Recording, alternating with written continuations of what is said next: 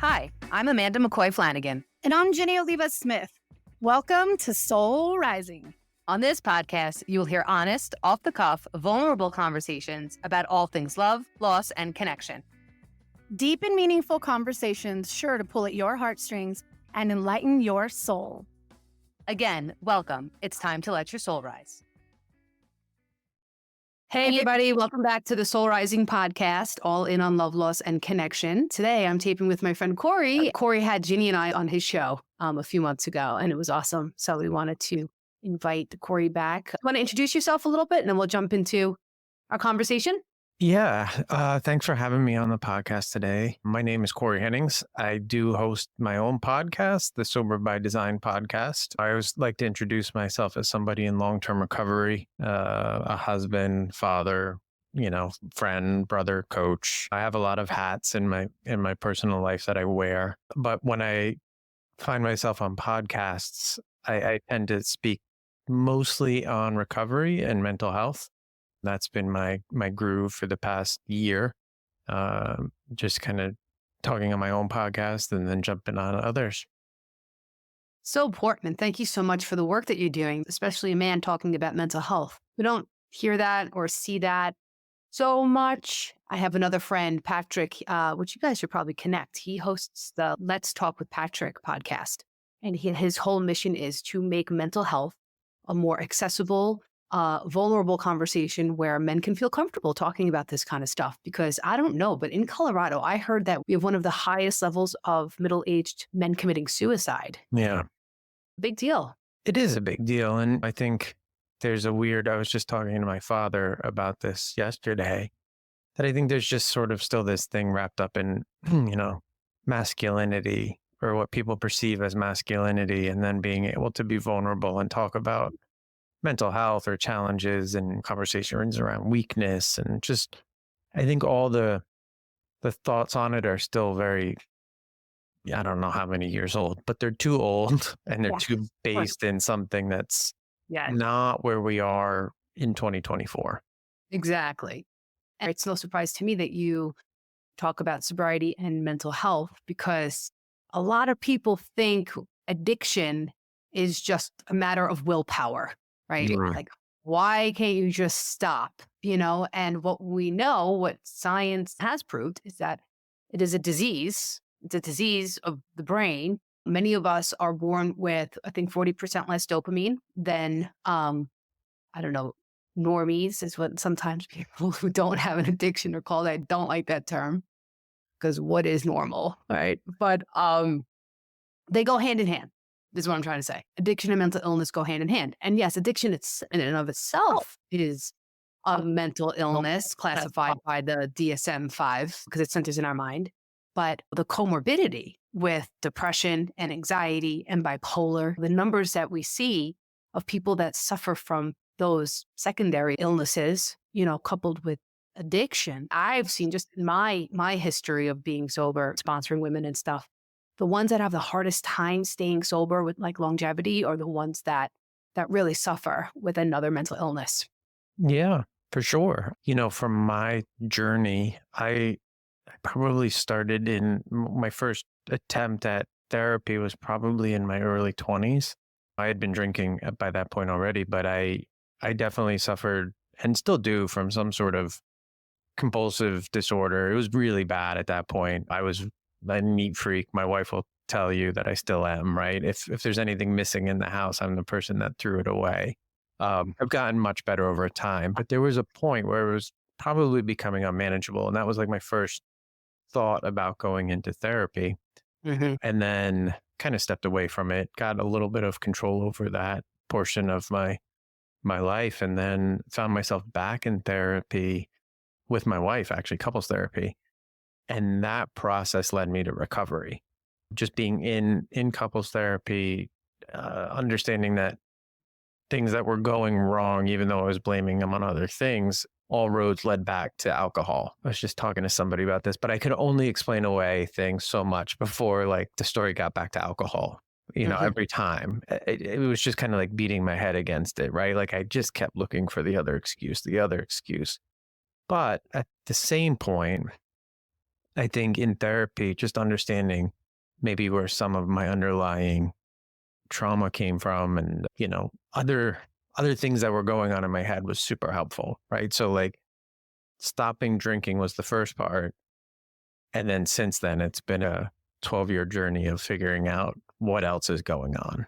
But it like freed me up to do that stuff, right? Like the drinking Yeah. was just stopping me from doing that. Now I can focus on like, okay, what else can I fix here through therapy or, all sorts of things.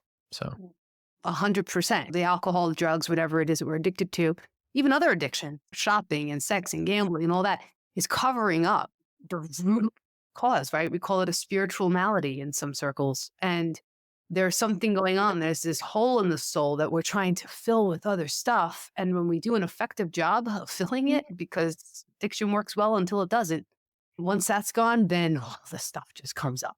It just comes up and it comes out. Like we can't not see it. Yeah, I know it was hard for me at the start. I was trying to think back before I jumped on here. I started drinking when I was 18. I remember when I was about 35. And so it was a long stretch of just covering up stuff that was probably wanting to come out in other ways. Again, I wasn't talking about it. I wasn't opening up. I was just kind of covering it up and doing so, sometimes publicly, sometimes very much on my own in my house, just drinking by myself late at night after people went to bed. And then once I had, I don't know, a couple months of sobriety, 6 months of sobriety, I started to open up and talk more about my recovery and then talk more about the underlying issues that I was dealing with in my life with my therapist. And that journey has continued on. Yeah. So what were those early years like for you? Your early years of recovery? Yeah, Let's hear our story. my early years of recovery, like I said, it's been about 12 years and I've definitely gone through phases. But early on, one thing that I will say was, for me, there was a lot of contemplation before I actually got sober. I probably had 3 to 6 misstarts in AA. I was very hesitant to stop drinking and get into the recovery space. For me, one, I really thought that alcohol was part of who I was. I didn't see it as an issue because I did not have those outward moments of real trouble. I didn't lose a job because of drinking. I never got in an accident. There was no police trouble. There were issues around my relationships, but again, I was explaining them away via other things. It was never alcohol that was the issue. It was some other thing. So for me, recovery was not something that I was like fully thinking about. My mother, who was in recovery, I saw her recovery journey and it was, I always looked at it as something that was not 100% good for her. Like she really dove headfirst into AA.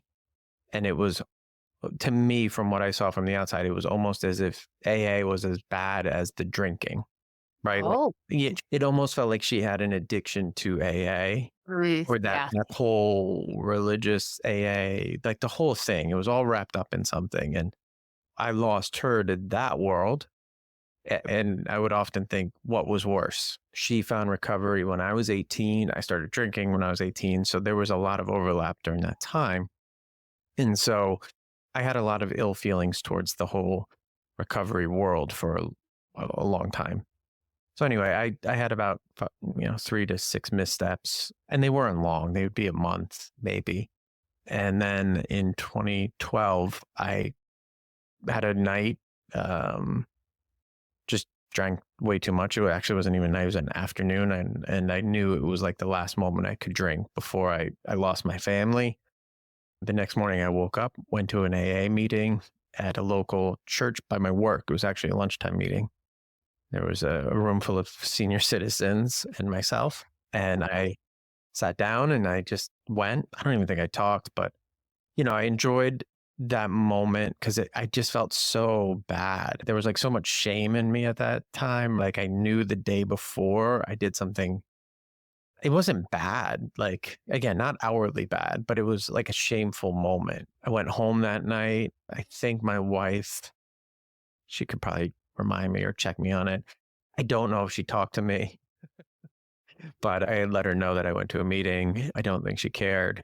And that kind of process continued on for a couple weeks. Part of me probably thought like, well, I'm going to come home and be a hero. Like now I've stopped drinking and this is all fixed. But it was weeks before there was any sort of like normalcy.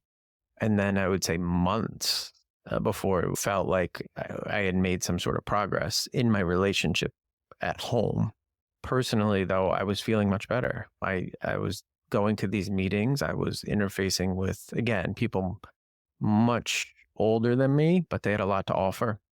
I could see that they were living okay lives, that my life wouldn't fall apart if I stopped drinking, that there was something else. And for me, that was the big thing. My identity was wrapped up in this idea that I was a drinker, and I didn't want to let go of that.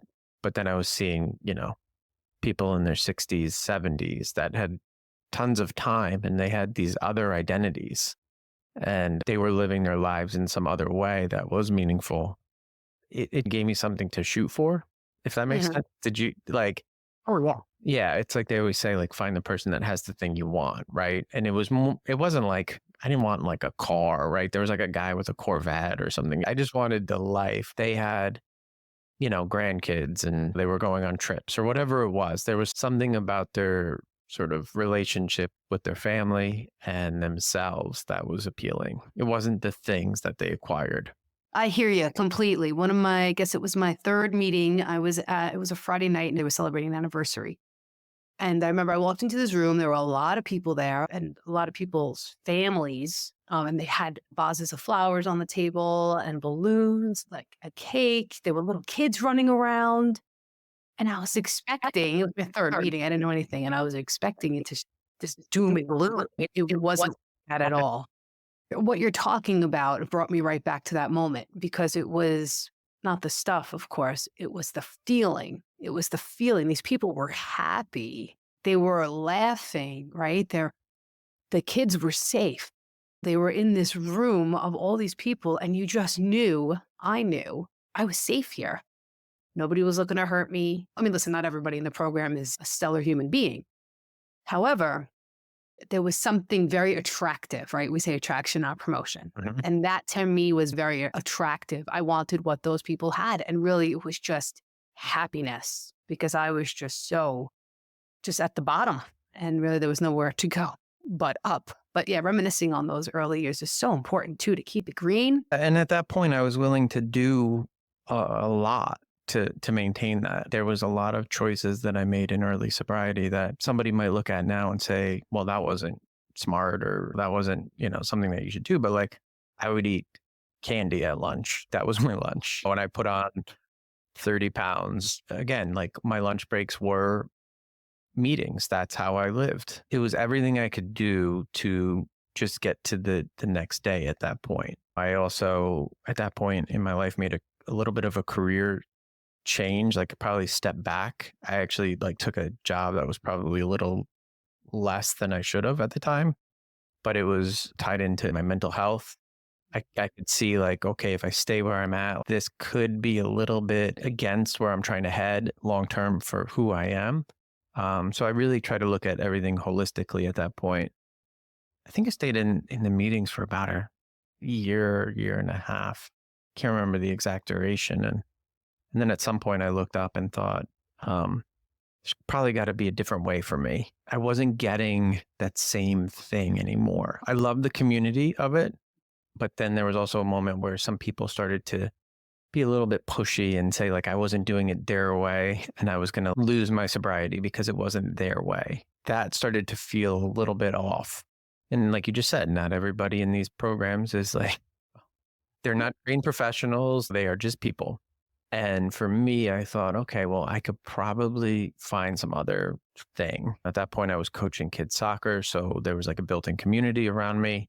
I think at that time, podcasts were sort of, 2012, 13, podcasts were still kind of new-ish, or they were just coming around. So there was a lot of podcasts popping up and there were some good ones in the recovery space. The Home podcast was one that I found early on and listened to those two.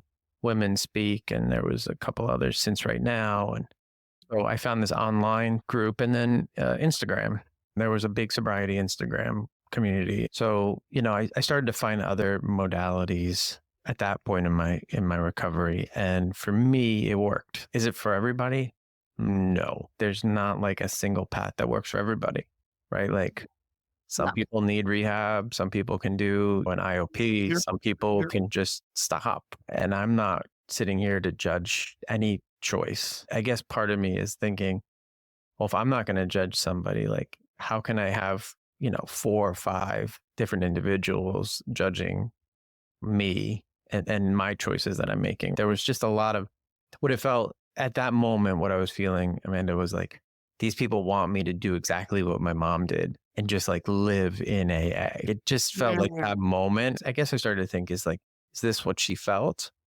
And did the scales tip? And at that point I could have asked her, but I didn't, right? I would go to meetings with her too. At that point she knew, and I would go to some meetings with her. And so there was a little bit of an overlap there where we would show up to some meetings together, which was nice. But that definitely was her world more than mine. Since then, I've kind of evolved in how I treat my recovery. Again, I still have a very strong online community. I became involved in my local recovery center, which is not a 12-step meeting, but we get together, there's events. Like it's a lot of those same components that I really hold dear in my recovery, which is community, being of service. Those are the two that I can really get in other places now. It's just what's kept me going. That's great. Yeah, different strokes for different folks. I really feel the same way. What's worked for me for a long time, but doesn't mean that it's for everybody. Love and service is really what was drilled into me when I was still living in New York. There was this guy that he was like a circuit speaker kind of dude. And his thing, he was Irish. He had this bro. He was saying, love and service, always love and service, love and service.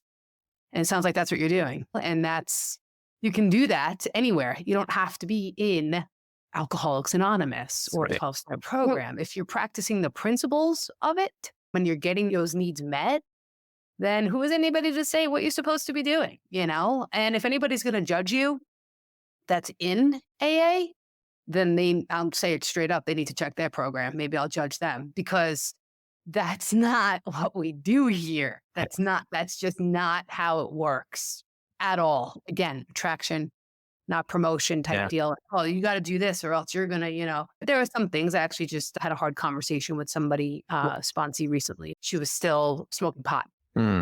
And she did have a relapse. At the beginning, I was like, yeah, whatever. If it's working for her, who am I to say anything? And then when she relapsed, I said, I'm doing you a disservice by allowing you to do this, because I do not want to show up at your funeral and feel like I should have told you what was truly in my heart. And what's truly in my heart is no mind-altering substances.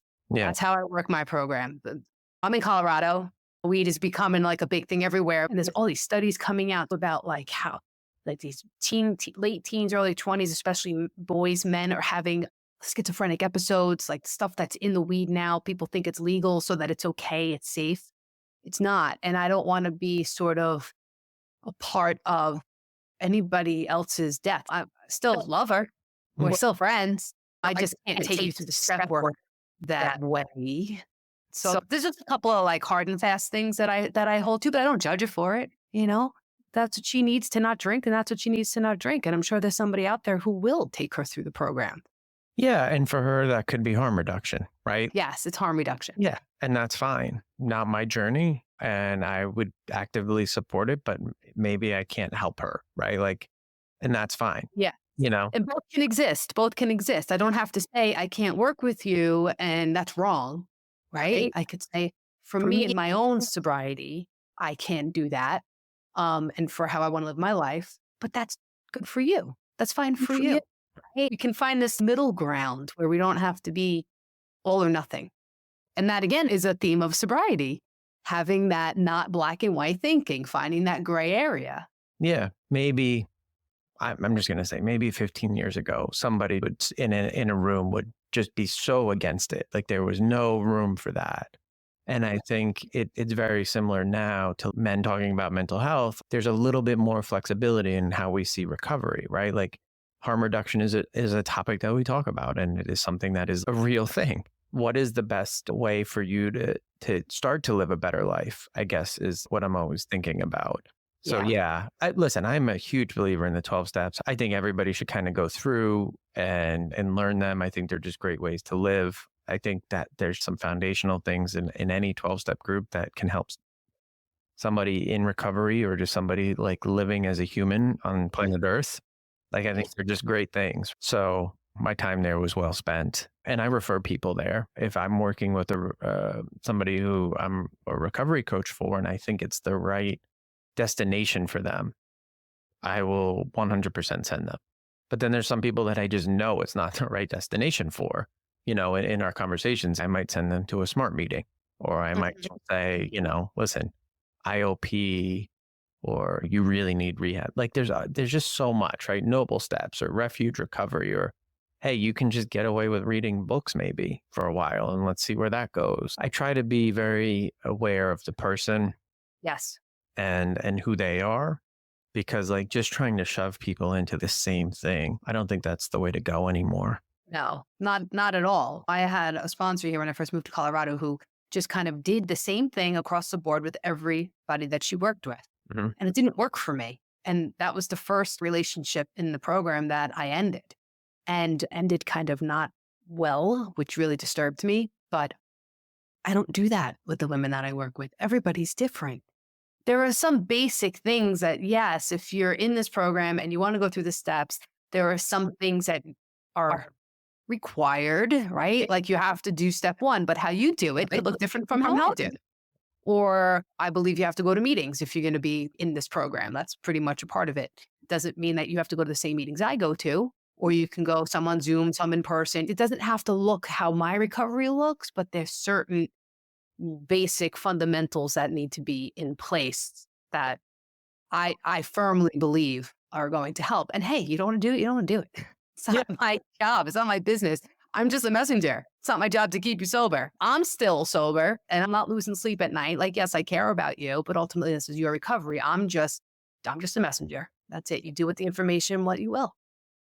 Yeah. And a lot of times you're working with people in that early recovery and they think they got it soon, like soon after. Don't worry, I got this. And I probably had some of that early on as well.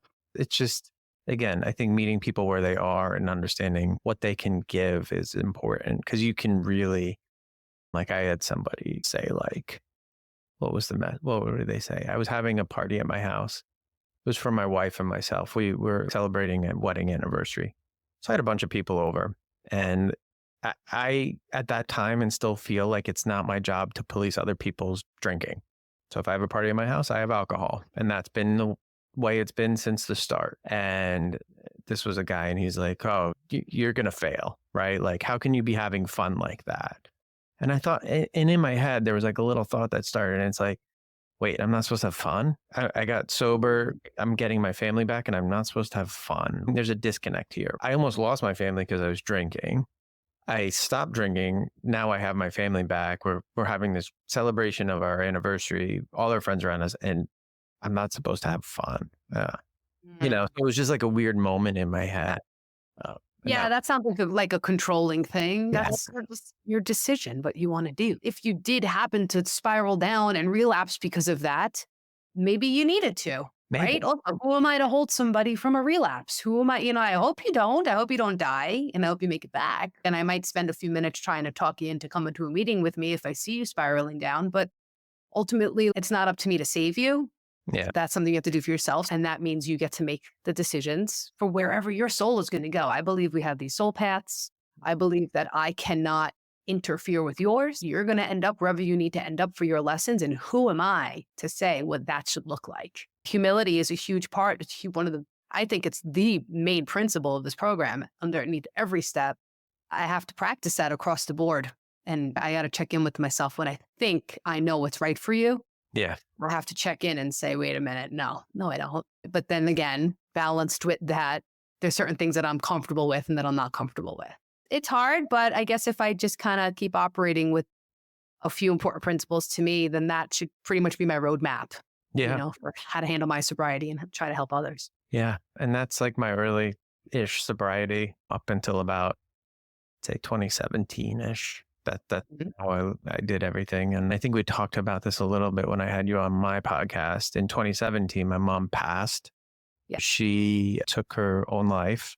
I tell this story and I always kind of tell it differently. I always say it's okay. It's my story to tell. I became her executor, so I'm her legally now. Um, Mhm. but so my mom had me when she was 18. My dad was older. They were divorced early. My mom probably was a drinker early on. That was who she was. She was drugs, alcohol. That was her thing. She would get it together for good stints. She was a dental hygienist, but then I definitely did see her drink heavily. I would say from the time I was in 6th grade through high school. It was like an escalating thing. And then she found recovery. Through that time, there was a lot of good moments, and then there were some challenging moments. She had 2 other children with my stepfather. My one brother had some health challenges through life. Also, I think struggled a little bit he did struggle with substances. I'm not correlating the two in any way, shape, or form, but I'm just trying to lay out that like she did not live an easy life.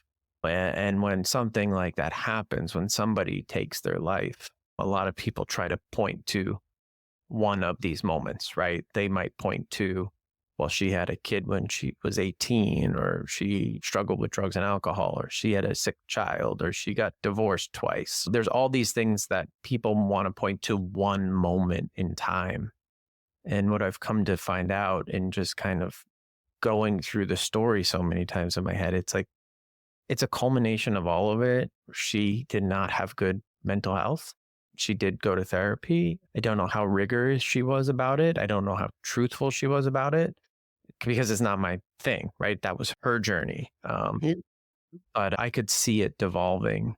Like the last year of her life, I definitely saw it all sort of spiraling. I would reach out to friends of hers, just tried to figure some way to get to her. I kind of knew it was coming. And then it came. And since then, I am a firm believer that anything can happen to me, right? It definitely reset who I am as a person. So since November 2017, I am just everything is possible now. Like I don't discount anything bad happening. I'd say I'm more hypervigilant than ever. I was a hypervigilant person to begin with. Now I'm probably 10 times worse. I saw this type of death rip through my family, extended family. It changed the dynamic.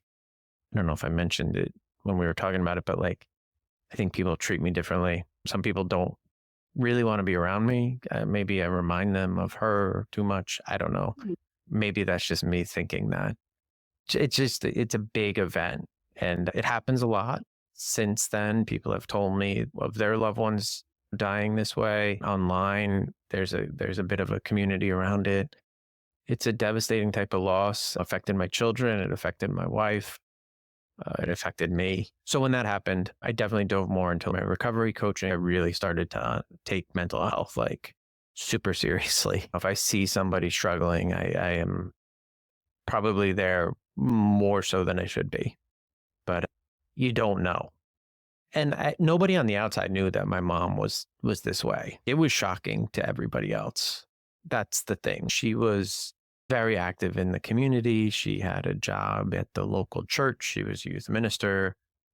It was shocking to people. They did not see this as a possibility. To think that I know everybody that's on this path would be crazy, because if I didn't know my mom as my mom, I don't think I would have seen this as a possibility for her. Yeah. Would you say you're traumatized from Me? that? Am I traumatized? Sure. Yeah. How I handle it, I don't know. Have you done any sort of specific therapy for Yeah. that trauma? Like very early on, like right after it happened, I'd say 2 months, we went to a local grief center for myself, my wife, and my children. My older son was 7th grade. My younger son was like 6 at the time. Didn't really hit him the same way that it hit my older son. For better or worse, we were very open with what happened. I did not hide it. I don't think there's any value in hiding something like that. I agree. How that's kind of spiraled out is tricky, right? One, to lose your grandma as a 7th grader when she was 58 and like young and vibrant, on the surface, that's hard. And then to understand how it happened is like, I can't make heads or tails of it. Yeah. So we did that early on as a family. I have a counselor who is very focused on grief, and I've continued on with her since. At this point, I am probably doing therapy once a month. Through there, I've also done tapping. EFT tapping. Yeah, EFT EFT. I've tapping. done that. Yeah. I also did hypnotherapy, which kind of helped. Was it rapid resolution therapy by any chance? RRT? No, it was just like a hypnosis type. A regular hypnosis. Yeah. Okay. That kind of came out of the tapping person. We kind of ran the course, and then that was the next logical step. Okay. So I continue on in it. That was 2017, and then things got a little wonky in 2019 with COVID. And then in the midst of COVID, my brother passed. I know we talked about that. So my brother, the one who had some health challenges and definitely substance abuse issues, he passed during the point in COVID when you weren't allowed to go to the hospital. I don't know if people remember that specifically, Yeah. but it was tricky to get in and out of hospitals. And he died in a palliative care unit. He decided to just stop his treatments. A very traumatic type event. We actually thought we were going to get him home, but because of challenges with the supply chain during the time of COVID, we couldn't get a certain medical device and timing didn't work, and he ended up passing in the hospital. I was able to see him. We were all able to see him other than my older son. And it was like another sort of gut punch to the family. Just something that, again, I saw coming, but you could see these things coming and it doesn't matter. Yeah. Listen, you see everybody dying, right? Like Sure. literally that's the end game of Everybody's going to die. yeah, Yeah. like you all see it coming. It doesn't matter. I don't know if it does matter. I think it does matter to some extent how this happens. There are different types of death, and I can say they're all not built the same. My great grandma dying at like 102 in her sleep is much different than my mom passing from suicide at 58 is much different than a 12-year-old being, murdered. They're all very different Yes. experiences. Yeah. And, my brother dying at 30 was tricky because he died at 30 and his life that he lived for a good portion of it was not great. He was in the ICU, he was in rehabs. And so we all kind of watched this very slow progression, right? We knew the outcome, right? But it was like, what was that going to look like for the years leading up to it? And I think that was a challenge for myself, my mom, my stepfather, my other brother, and friends and family. Just like watching it happen. And then just knowing like the end game. There were moments, I think, early on where there was some hope around it. And then there was a point where it was like, he's going to end his life earlier than he should. And that was just, it was tough to watch. So those two deaths close to each other were definitely a challenge. I didn't feel the need to drink, which was quite good. Kind of was like, oh, okay, I got this sobriety thing. Like whatever I've been doing works. Yes, working. Can I ask, did your brother pass from an overdose or substances or?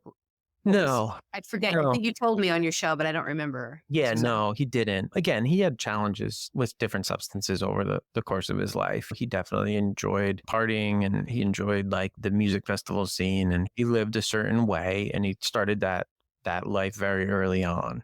He was young when he started it and he had childhood diabetes.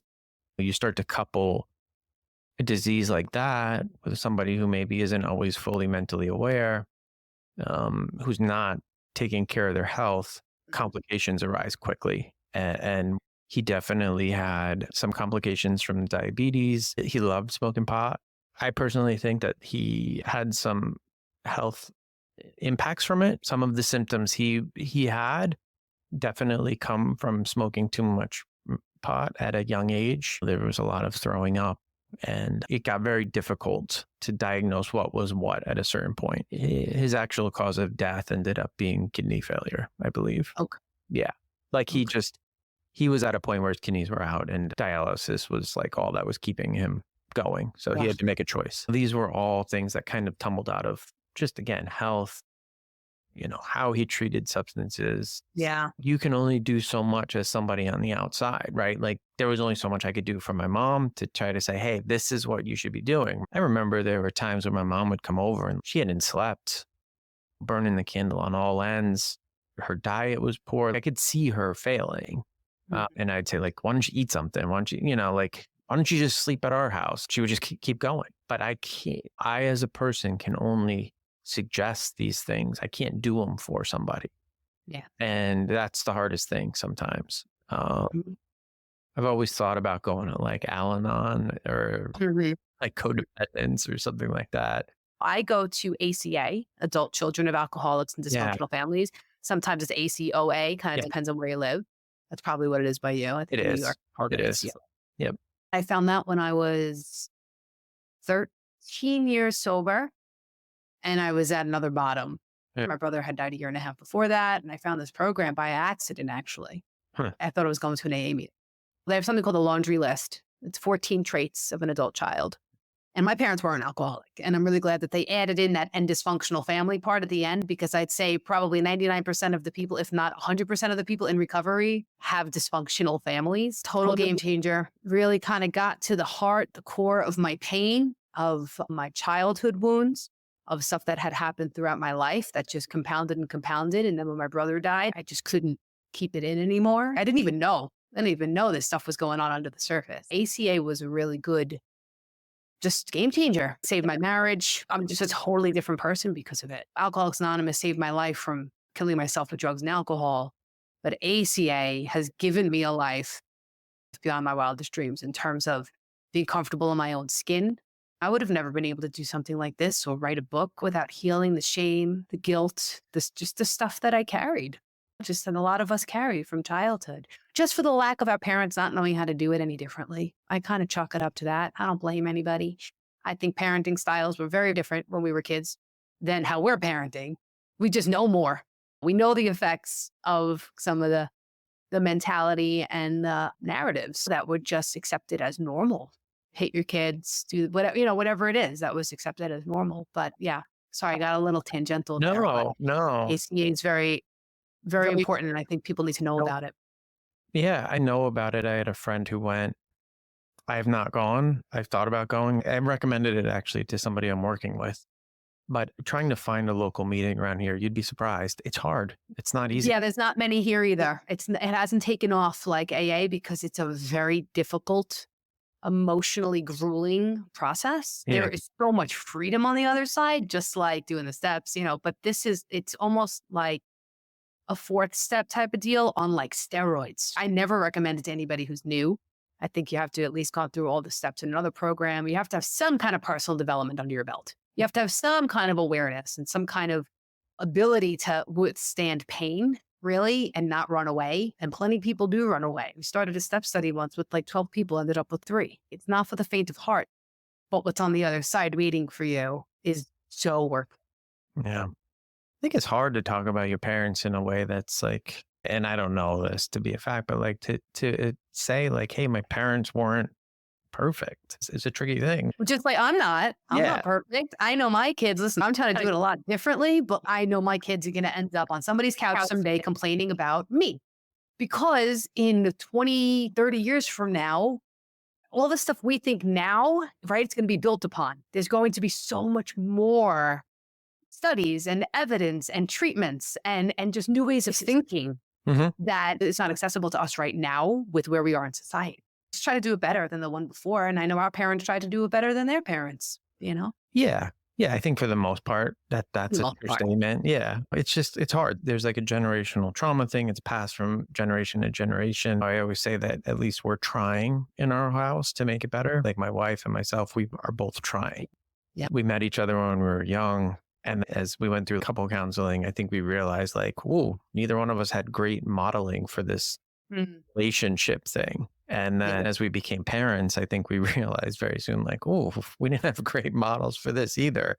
And that's really where you're learning all this as a person. You're learning it from the people that you're living with to some extent, right? Totally. And if it's not a great model, they're not teaching you how to be a couple at school. They're teaching you math and reading. They're not teaching you about a relationship with somebody else.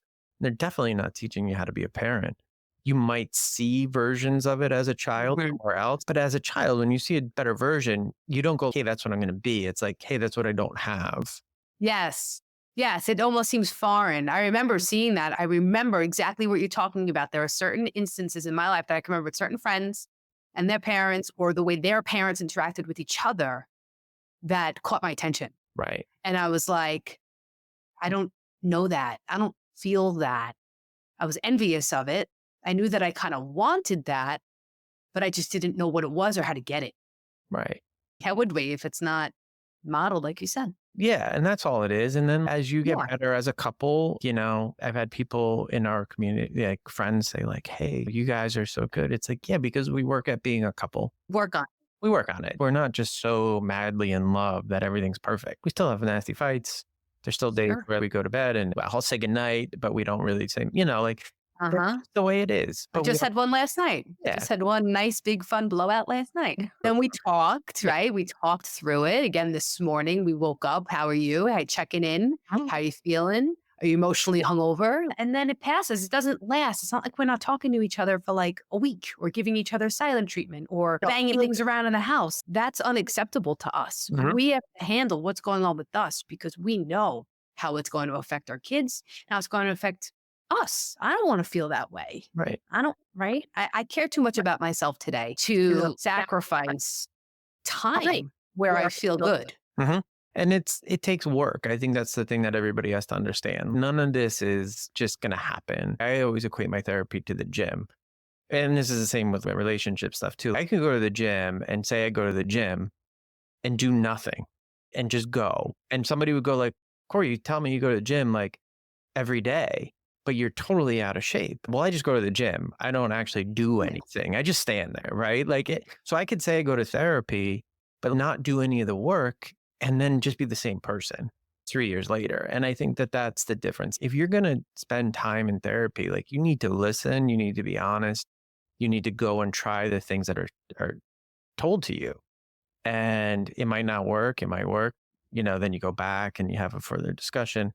But like just going isn't enough. You need to put the things into action and see what happens. Totally. So Jim and I were in marriage counseling. We were in for like a year and a half in the space, and then COVID hit and he didn't want to do the Zoom. I don't blame him. I don't love Zoom therapy.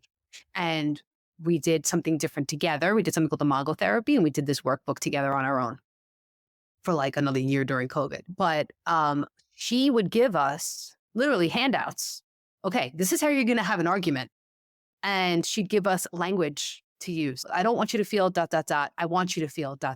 And she would say, okay, if one person's starting to get heated, shut it down, but make a time that you're going to meet up later, right? Like she gave us all these tools, really is what they are, just tools, so that we didn't have to make it up. It was like, okay, now we're supposed to do this. Now we're supposed to do that. And so she taught us a new language, how to communicate, really is what it came down to.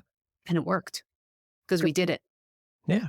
I mean, I wasn't modeled any of that as a kid. So, and neither was my wife. Oh, no. That's the way that works. So listen, I think therapy is great. I'm a big advocate. And then recognizing when you're off, I think is huge. And the more sort of in tune you get, the quicker you can realize it and then course correct. So Yes, 100%. Well, we're getting kind of near the end here. Is there anything else you wanted to say, talk about, tell the audience? I know that you're a big music fan. I'm a big music fan. So if we'll sneak in some music stuff real quick. Yeah, let's do that. Yeah, definitely. So yeah, music is like a big part of my life. And I know that we had kind of talked about songs that made me think about my mom or my brother or something like that. Yeah. I was trying to think of those songs, and I was talking to somebody about the other day, like why I like music so much. And I got to the point of like, for me, it's a way to move through time. A song can get me back to a certain point. If I want to be back in my first car in high school, I can put on this song and I can kind of grab that vibe. For me, it's very much a time traveling mechanism. So with my mom, there were two actually that popped. She really enjoyed this singer-songwriter, Bob Schneider. He's out of Texas, and he had a song, Tokyo, that she really enjoyed. That song particularly was one. I had seen him in concert with her, and I've seen this guy without her. And then just the other day, I was driving in my car, and a song by the Milk Carton Kids, they're a folk band, this song called Michigan. It's actually the last concert I saw with my mom, and we didn't plan it. I was there with my wife, and my mom just ended up having tickets with a friend of hers, and she sat like the 2 rows ahead of us. It was so random. Oh, wow. Right? So, but like that was the last time I got to see live music with her. It was a couple months before she passed. So those were those two songs. My brother was a tougher one. He, again, really enjoyed the jam band scene. He really liked music. His guitar's sitting behind me, and he was very talented musically. The song that I think resonated the most, and now I listen to it anytime it comes on, is Althea by the Grateful Dead. He had a dog. We named the dog Althea. Althea lives with us now. Althea is a 13-year-old black lab who is still hanging on. He just kind of loved that whole vibe. So those were the three songs that I thought of this week. That's awesome. Thank you for putting a lot of thought into that. Yeah. I appreciate it. Yeah, and music just takes us right back. And when you were talking, I was thinking of Release Your Delf by Method Man. Yeah. What was the name of Tikal? Is it that album? Yeah. Tikal? Is that what it's called? My brother had that CD. And I remember being I don't even know how old I was when it came out, but I was probably in middle school. Sega Genesis, the video game, was popular. Jeremy had Sega in his room. He wasn't there, but I remember I would sit in his room in front of his TV and I would play Sonic the Hedgehog and I would play that Method Man CD. And I'm probably like 12. My parents must have been like, I think about some of the music that I listened to then. And if my kids were listening to, like Rage Against the Machine, the red flag would definitely go up today, right? I actually just gave my daughter all of my CDs. Okay. Right? I'm sure you had the big CD book with like 100 CDs in it. You still have it? Yeah, I still have it downstairs. Yeah. Awesome. Yeah. I just gave it to my daughter because CDs are coming back into fashion. I don't know if you know that. No, I did not. They sell CD players at Target, and I got one for my daughter. We checked out their CD section. She bought Taylor Swift. But we don't do a lot of pop in this house. I'm kind of like too cool for that, I think, maybe. Yeah. But I'm a huge Pearl Jam fan, and my daughter likes Pearl Jam too. But anyway, I gave her all my CDs, and I was going through them. And I'm like, no, like she's not listening to that. But yeah, music is just so important, and it's making memories, keeping the memories, or making memories with our kids. We play in our Flanagan family band. I play the drums. My daughter plays guitar and sings. My husband plays guitar, and my youngest one, she'll be 10. She plays the piano. It's really, it's something that gets in there, that indelible mark. It just leaves that imprint on the brain. I don't know if you've seen any videos or anything on like people with Alzheimer's or dementia. They're just completely like checked out, for lack of a better term. And they'll play music and it lights up a part of their brain and they start like singing the words. And it's just miraculous what music does to our brains, because this video I saw, he didn't even know the name of his family members, right? But he can sing this song from 60 years ago. It's just in there. So I'm glad that you have those memories with your mom and your brother. Yeah, it's hard to pick out like individual songs, right? There's so many. Yeah. Like those are the ones that kind of rose to the top. Well, all right, Corey. Well, thank you. This was really, really awesome. I really enjoyed my time with you. I think you're a fabulous human being, and I love the work that you're doing and your open mind, and that you just keep trudging the road, right? Trudging the road of happy destiny, like we say. Thank you so much, Amanda. It was great to be on, and I appreciate you taking the time today. Yeah, you're welcome. I'll see you soon. Thanks. If this episode resonates with you and you want to dive deeper, check out my blog, Get Real, all in on love, loss, and connection at AmandaMcCoyFlanagan.com. You can also follow me on Instagram at Amanda McCoy Flanagan. You can also find me on Instagram at The Flippin' Phoenix. See you next time. Until then, let your soul rise.